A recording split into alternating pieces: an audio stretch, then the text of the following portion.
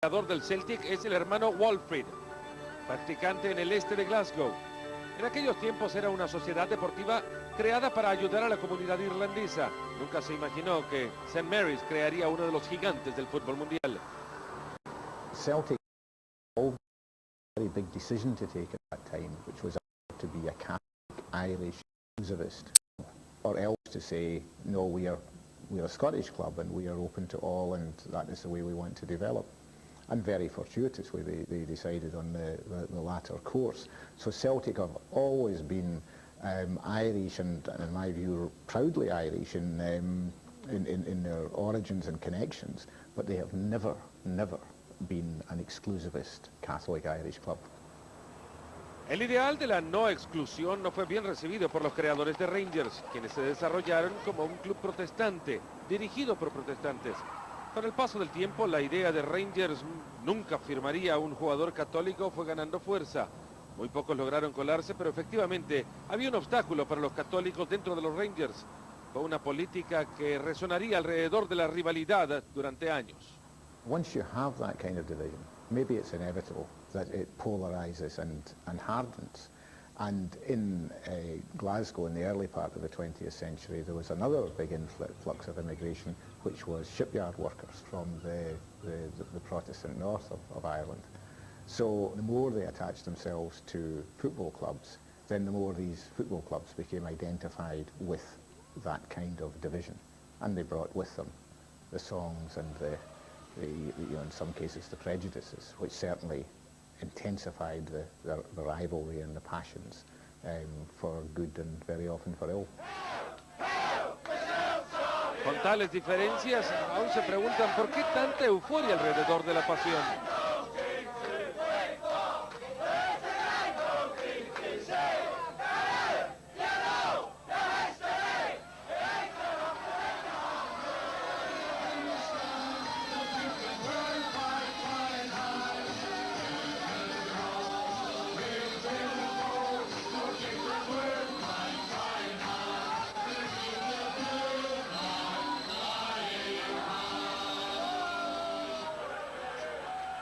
Apart from the very obvious footballing rivalries, there's the religious aspect, which is in many ways not very healthy or helpful.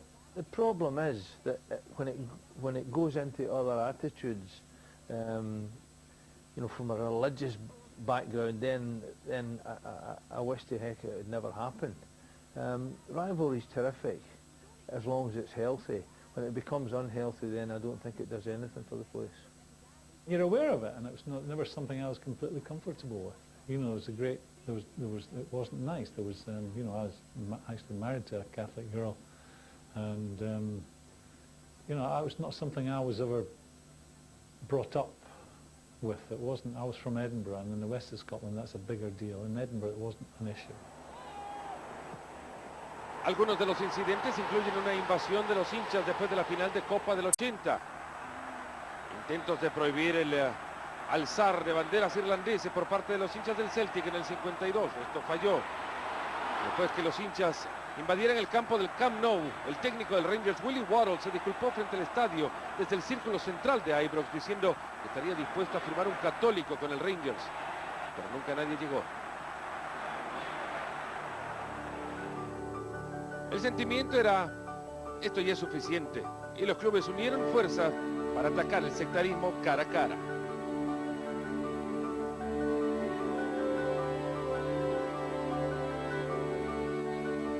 Regrettably, it's part of Scottish society, but you have to keep battling away to drive it down. And I think over the last few years, there's definitely been massive progress made that way. You know, a lot of sectarian singing has been all but drowned out now at Ibrox and at Parkhead.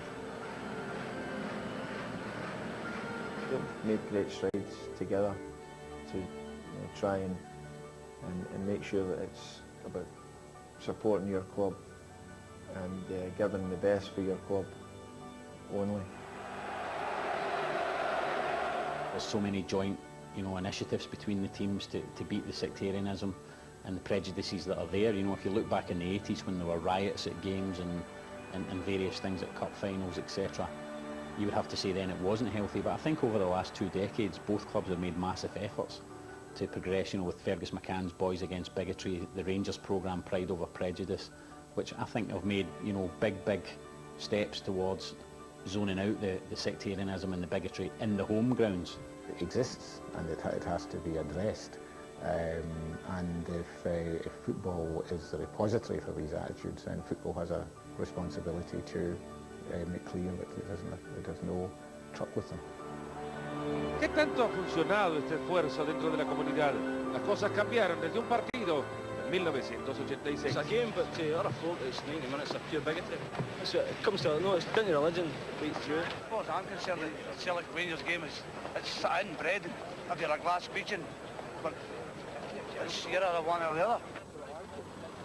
Y aunque aún existen elementos de división en las calles de Glasgow, claramente la situación se ha calmado. I think when it first started, you know, there was a lot of rivalry regarding the kind of sectarianism and things like that, but I think they're trying to kind of whittle that away, and you know, obviously it's getting a bit better for that. I used to think years ago there used to be 300 or 400 people were arrested at these games, but you don't find that now.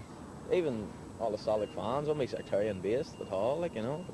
It's good fans, a bit of crack, a bit of banter, even with the Rangers ones now, like, walking down the road, it's good, it's all a bit of fun, like.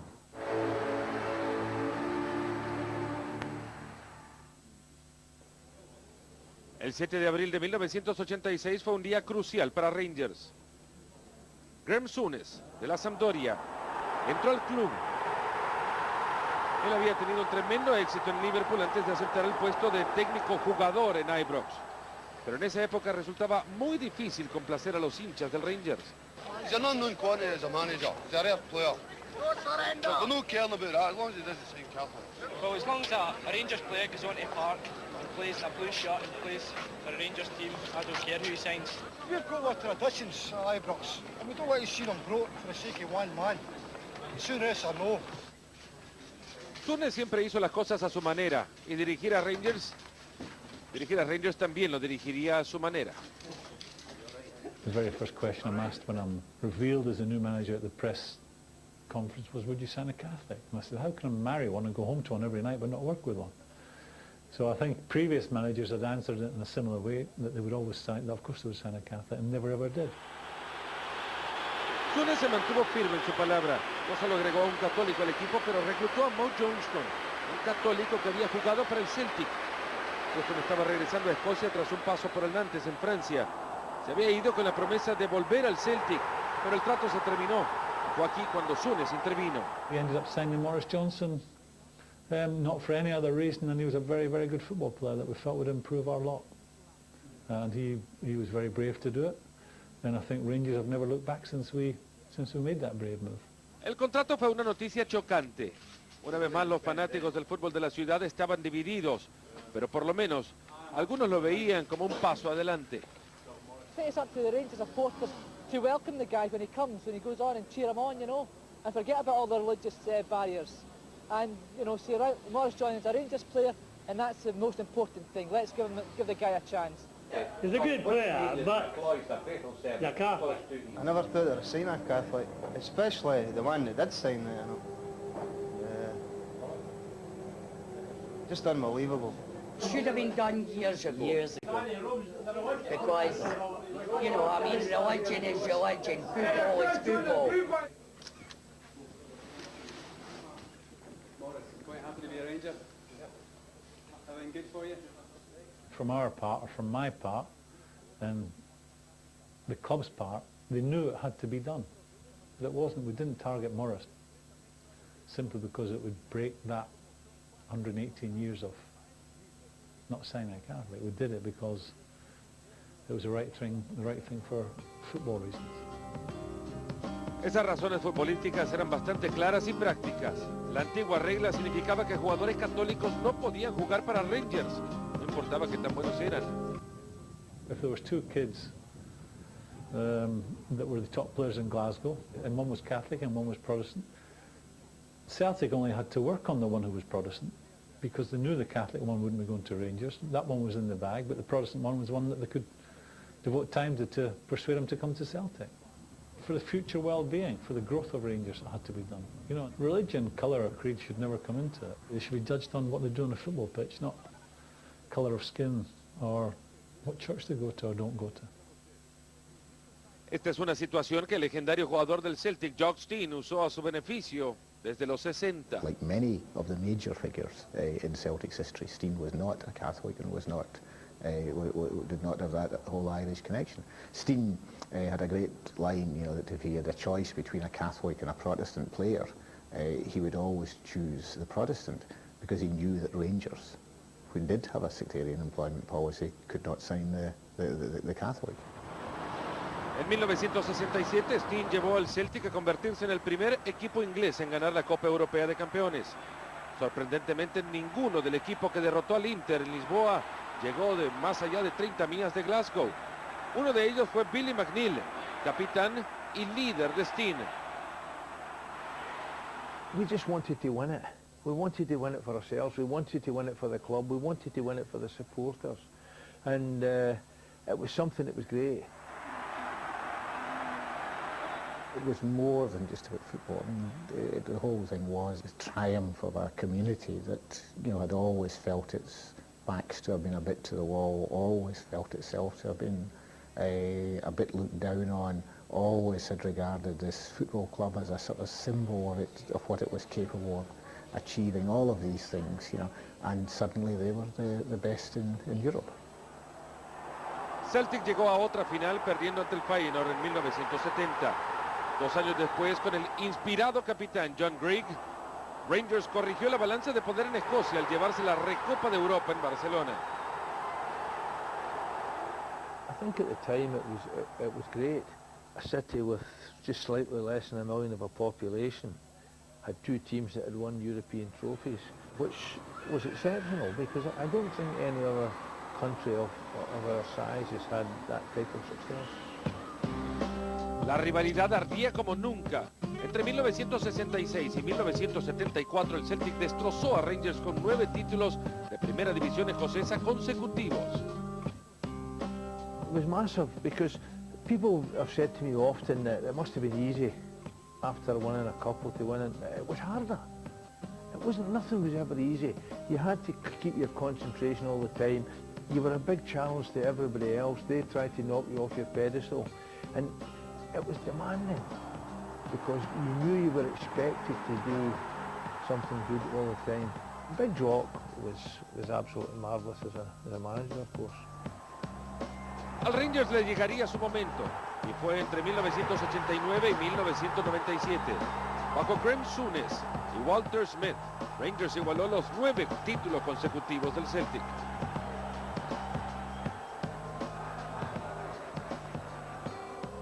Well, I think it's a tremendous achievement. There's been a great deal of pressure on it. I've said on many occasions that as we were going along the road, you came to admire Celtic's feat of winning 9 championships more and more as each season went on. Before I won, contributed to Rangers equalling that record with Walter after me. So that was a fantastic achievement.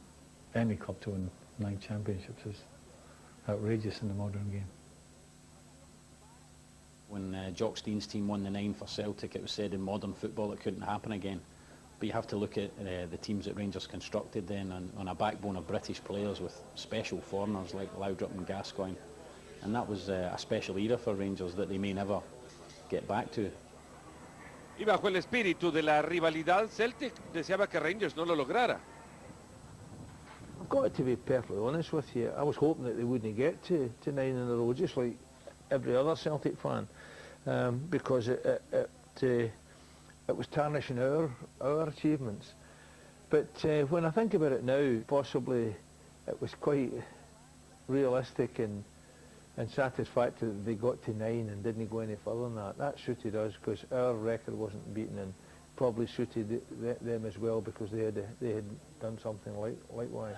El balance de poder se mantuvo en un suba y baja, pero la llegada de Martin O'Neill regresó las cosas del lado del Celtic. He knew what the old firm games meant. He was incredibly passionate about them. He'd grown up a Celtic fan in Ireland, and he certainly relished those fixtures and certainly got caught up in them. Después, bajo Alex McLeish, Rangers logró 2 títulos en la última jornada. En el 2005 llegó hasta el último minuto con el título de por medio. Wasn't aware of it at the time, but we knew that the helicopter was in the air, hovering between the two towns of Edinburgh and Motherwell.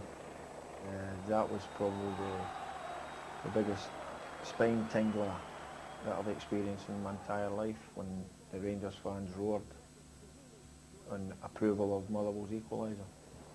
We'd all agree that it was one of the most spectacular days ever in Rangers history. The commentator's famous line of the helicopter is changing direction, I think will go down in folklore. Es el previo rumbo a otro clásico Old Firm. ¿Cómo estaría motivando a ese equipo el técnico Gordon Strachan?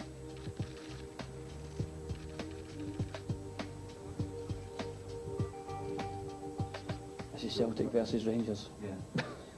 I don't think there'll be any problem. The world's watching you. I don't think there's a problem. It's not fun.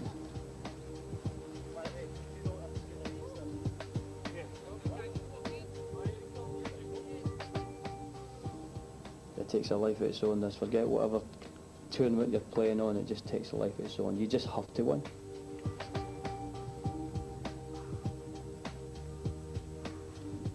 You've got to let yourselves and the fans to enjoy the madness, because you create the madness and they enjoy the madness. So we've got to stay above the madness, which is fine. Sea locura, nervios o quizás hasta mareo, de cualquier forma que afecte, el día había llegado. It's all about pride, basically. I think it's the #1 derby in the world. They say there's bigger ones, but I don't think there's any bigger. You always want to put one of your closest neighbour, as they say. My stomach is in turmoil just with the nerves going up in here. The 3 points don't matter. We're going to win the league anyway, but we have to beat the Rangers. Have to. I think Rangers might get something on Sunday, simply because I think Walter Smith will let his team know that defeat is not an option, and that possibly their quest for second means more to them than Celtic simply ticking down the time to when they win the title. So it wouldn't surprise me to sit on the fence and go for a draw and say that Rangers might get a point on it. 60.000 personas dentro de Parkhead y muchísimas más alrededor de Glasgow. Celtic, los futuros campeones, tenían buenas razones para estar confiados.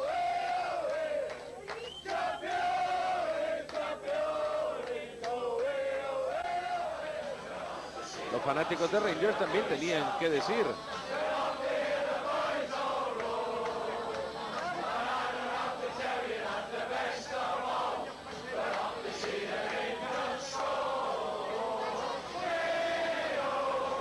Y tal como dice la canción, Rangers anotó. Hugo Ehiogu le dio la victoria en Parkhead.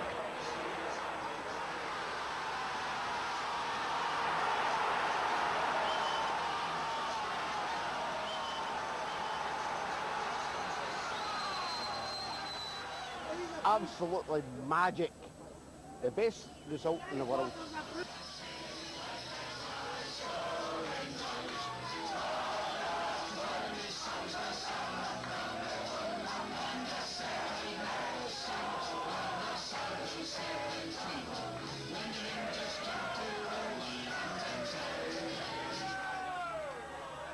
See, when I got into work tomorrow, I got into work and I'm getting them dogs abuse, whereas if they get beat today, I'm getting dogs abuse.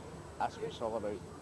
And it's all about your team and your courage and everything about it. Everything's mad and it's brilliant. And I'm glad we done them today. La esperanza de Glasgow es que el Old Firm se mantenga como una rivalidad intensa, pero con humor y sin la negatividad.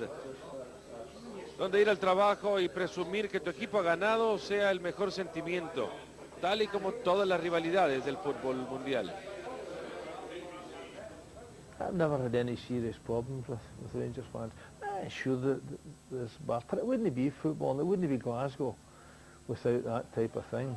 Football is such an important thing in the people's life. They talk about it the whole week. They go to the stadium and they want to show that they support the team. It's a social thing, and here as well, Rangers and Celtic, they belong to Glasgow. It is so important that that all the firm is there in a good way, you know, with the passion, with the singing, with the fans supporting their team, and as long as you can control it.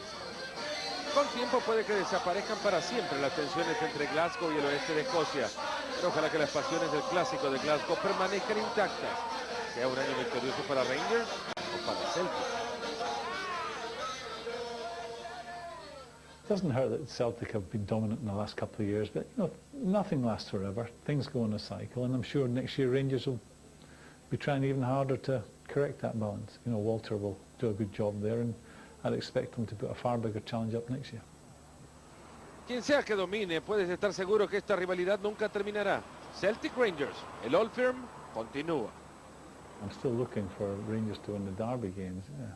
I mean, it's been the last couple of years have not been so great, but in overall Rangers are still winning more championships than Celtic. So as long as it stays like that, I'll be happy.